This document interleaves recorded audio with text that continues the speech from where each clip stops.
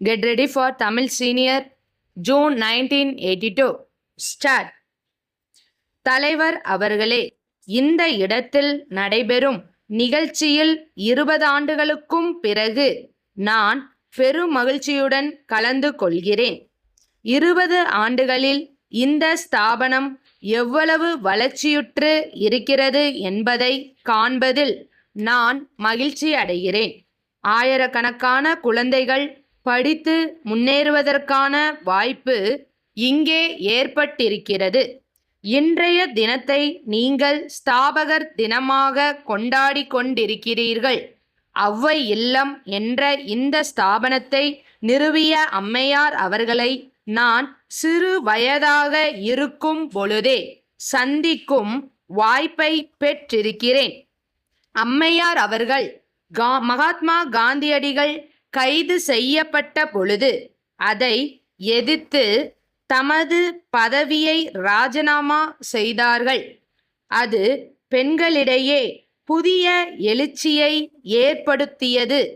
தொடர்ந்து அவர்கள் நாட்டின் விடுதலை போராட்டத்தில் அக்கறை கொண்டு அதற்கான முயற்சிகளை செய்து வந்திருக்கிறார்கள். அந்த அடிப்படையிலேயும் அவர்களை நான் அறிந்திருக்கிறேன். அம்மையார் அவர்கள் இது போன்ற பல ஸ்தாபனங்களை பல தடைகளுக்கிடையே ஆரம்பித்தார்கள். ஆகவே அவர்கள் ஆரம்பித்திருக்கும் இம்மாதிரியான நிறுவனங்கள் மேலும் மேலும் வளரும் என்பதில் சந்தேகமில்லை. நம் நாட்டின் பொற்காலம் நம்முடைய குழந்தைகள் எவ்வாறு வளர்க்கப்படுகிறார்கள் என்பதை பொறுத்து இருக்கிறது. தற்பொழுது நாட்டிலே எங்கு பார்த்தாலும் குழப்பமான ஒரு சூழ்நிலையை பார்க்கிறோம். நம்முடைய நாட்டின் பிற்காலம் எப்படி இருக்கப் போகிறது என்பதை பற்றி கவலை கொள்ள வேண்டியவர்களாக இருக்கிறோம். ஒழுக்கம் வளர்வதற்கு பதிலாக எங்கு பார்த்தாலும் ஒழுக்க குறைவு வளர்ந்து கொண்டு இருக்கிறது.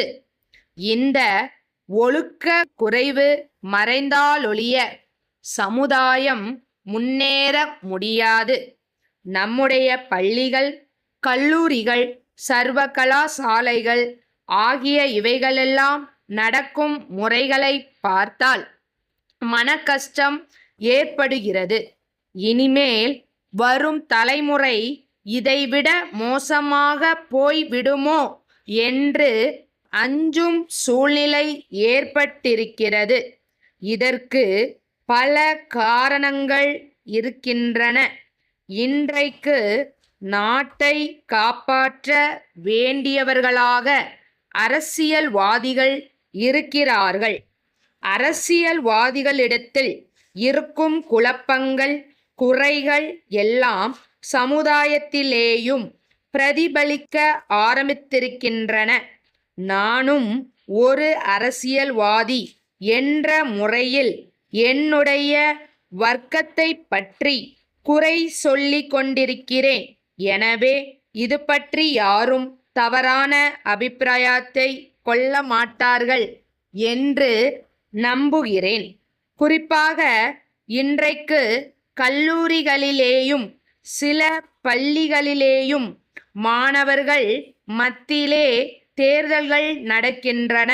அதிலேயும் அரசியல் வந்து விடுகிறது. இதனால் சிறு வயதிலேயே அரசியல் குழப்பங்கள் அவர்கள் மத்தியிலே ஏற்பட்டு விடுகின்றன. நம்முடைய குழந்தைகள் நல்ல முறையிலே வளர்ந்து நமக்கு பின்னாலே நம்மை விட திறமையாக பிரச்சனைகளை சமாளிக்கும் அறிவையும் திறமையும் பண்பையும் பெற வேண்டுமானால் கல்வி நிலையங்களிலே நாங்கள் அரசியல் கட்சிகளை புகுத்த மாட்டோம் என்று எல்லா அரசியல் கட்சிகளும் உறுதியான முடிவுக்கு வர வேண்டும். நாகப்பட்டினம் தெற்கு தெருவிலுள்ள கோவிந்தராஜன் நாகர்கோயில் மேற்கு கடை வீதியில் உள்ள வடிவேலனுக்கு எழுதும் கடிதம். ஐயா, தங்களுடைய வியாபார ஸ்தாபனத்திலிருந்து 2000 தேங்காய்கள் அனுப்புமாறு நான் கேட்டிருந்தேன். திருமண நிகழ்ச்சிக்காக அந்த காய்கள் தேவைப்படுகின்றன. இதற்கான உத்தரவை கொடுப்பதற்காக நான் நேரில் வந்தபொழுது எல்லா தேங்காய்களும் சமமான அளவில் இருத்தல் வேண்டுமென்று வலியுறுத்தி விளக்கி கூறியிருந்தேன். தாங்கள் அனுப்பிய தேங்காய்களை பார்வையிட்ட பொழுது அவை பலவிதமான பரிமாணங்களை கொண்டிருக்கின்றன. பெரியவனவாகவும் சிறியனவாகவும் நடுத்தரமாகவும் அவை உள்ளன. ஆனால் பாகுபாடு இல்லாமல் அவை ஒவ்வொரு காய்க்கும் 85 பைசா விலை என்று நிர்ணயித்திருக்கின்றீர்கள். நீங்கள் தயவு செய்து இந்த சரக்குகளை அப்படியே திருப்பி எடுத்துக்கொண்டு நல்ல தரமான நடுத்தர அளவுள்ள தேங்காய்களை அனுப்புவதற்கு ஏற்பாடு செய்யவும். அவ்வாறு அனுப்பும் காய்கள் ஒவ்வொன்றும் 60 பைசா மட்டுமே விலை நிர்ணயிக்கும்படியும் கேட்டுக்கொள்கிறேன். அழுகிய காய்கள் நிச்சயமாக எங்களால் ஏற்றுக்கொள்ளப்பட மாட்டா என்பதையும் தாங்கள் கவனத்தில் கொள்ளவும். தங்கள் நம்பிக்கை உள்ள ஸ்டாப்.